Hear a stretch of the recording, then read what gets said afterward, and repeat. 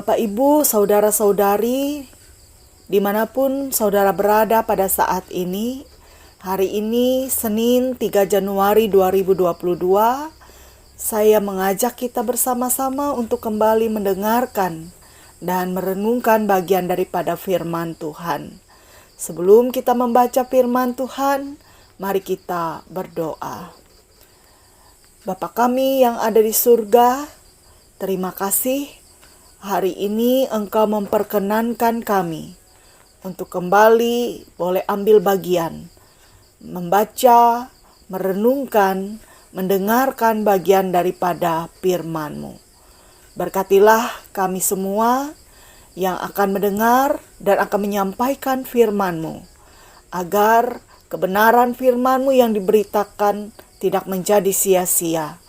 Firman-Mu boleh menjadi pegangan bagi kami dalam kami menjalani kehidupan kami di tengah-tengah dunia yang fana ini.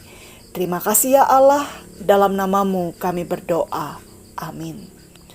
Saya akan membacakan bagi kita firman Tuhan sebagaimana yang ditetapkan oleh Majelis Sinode GKI dalam Almanak Nas kita dari Injil Lukas pasal 8 ayatnya yang ke-18 hingga ayatnya yang ke-21.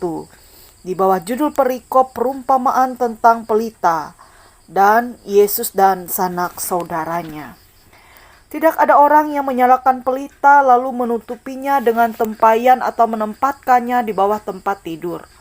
Tetapi ia menempatkannya di atas kaki Dian, supaya semua orang yang masuk ke dalam rumah dapat melihat cahayanya. Sebab tidak ada sesuatu yang tersembunyi yang tidak akan dinyatakan, dan tidak ada sesuatu yang rahasia yang tidak akan diketahui dan diumumkan.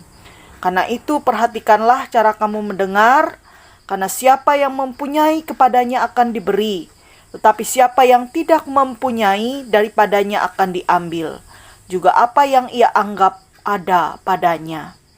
Ibu dan saudara-saudara Yesus datang kepadanya, tetapi mereka tidak dapat mencapai dia karena orang banyak.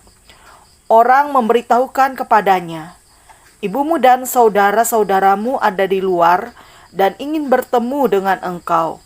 Tetapi ia menjawab mereka, ibuku dan saudara-saudaraku ialah mereka yang mendengarkan firman Allah dan melakukannya. Amin. Saudara, dari manakah orang percaya beroleh hikmat untuk membuat keputusan dengan benar?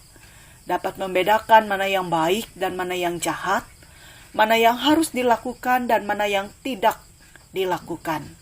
Jawabannya tentu saja dari firman Allah yang ia dengar, ia baca, dan ia terima. Ya, firman Allah, saudara, dalam kehidupan kita berkuasa untuk mengubahkan kehidupan kita di dunia ini. Firman Allah yang kita dengar, firman Allah yang kita baca, firman Allah yang kita terima itu berdampak secara vertikal pada pulihnya hubungan pribadi dengan Tuhan dan secara horizontal dengan sesama. Melalui perikop pertama ayat 16 hingga ayat 18, perumpamaan tentang pelita. Di sini kita melihat bahwa Yesus berbicara tentang bagaimana cara orang seharusnya memperlakukan firman Allah. Ketika dalam kehidupan firman Allah diperlakukan dengan benar, maka pasti ia akan membawa pengaruh pada semua orang yang berjumpa dengannya. Artinya firman Allah yang kita dengar itu seharusnya diperhatikan dan teraplikasi melalui sikap dan perbuatan kita. Dengan sikap demikian itu berarti kita mempersilahkan orang lain untuk menyaksikan bagaimana kehidupan kita yang seturut dengan firman Allah. Sebagaimana perumpamaan tentang pelita tadi. Ketika pelita ditempatkan dengan benar, maka cahayanya akan dapat menerangi semua orang. Sebaliknya, jika ditempatkan di tempat yang salah atau disembunyikan, maka pelita akan padam dan tidak akan berguna. Demikian pula halnya dengan firman Allah.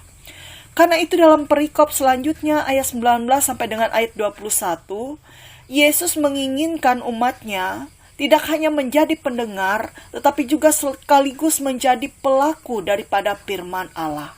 Melalui sikapnya, Yesus menunjukkan kepada kita bahwa Yesus bukannya tidak mengakui hubungan kekeluargaan atau kewajiban bagi keluarga. Tetapi sikap Yesus ini menjelaskan kunci relasi kita dengannya bukan didasarkan atas hubungan lahiriah saja, melainkan ketaatan kepada firman Allah. Semua orang yang mau mendengarkan firman Allah sekaligus melakukan firman Allah, sesungguhnya ia sedang menunjukkan kedekatannya dengan Allah. Hak istimewa untuk dapat dekat dengan Allah terbuka bagi setiap orang yang taat kepadanya. Tuhan Yesus memberkati kita dan firman-Nya. Amin. Kita berdoa. Allah Bapa Pengasih, kami mengucap syukur karena pada saat ini kami bersama-sama boleh mendengarkan bagian daripada firman-Mu. Tolonglah kami agar kami tidak hanya sebagai pendengar, tetapi kami boleh menjadi pelaku daripada kebenaran firman sebagaimana yang Engkau kehendaki. Pada saat ini kami mengucap syukur kepadamu karena hari ketiga di tahun 2022 ini boleh kami masuki. Kami menyerahkan kehidupan kami ke dalam tangan pengasihan-Mu, sebab kami tidak tahu pasti apa yang terjadi di hadapan kami. Tetapi kami yakin dan percaya dalam penyerahan diri kepada Tuhan sajalah, Tuhan yang akan bekerja dengan Roh-Mu, menuntun memimpin jalan kehidupan kami, sehingga dengan demikian kami dapat berjalan dalam terang kebenaran-Mu.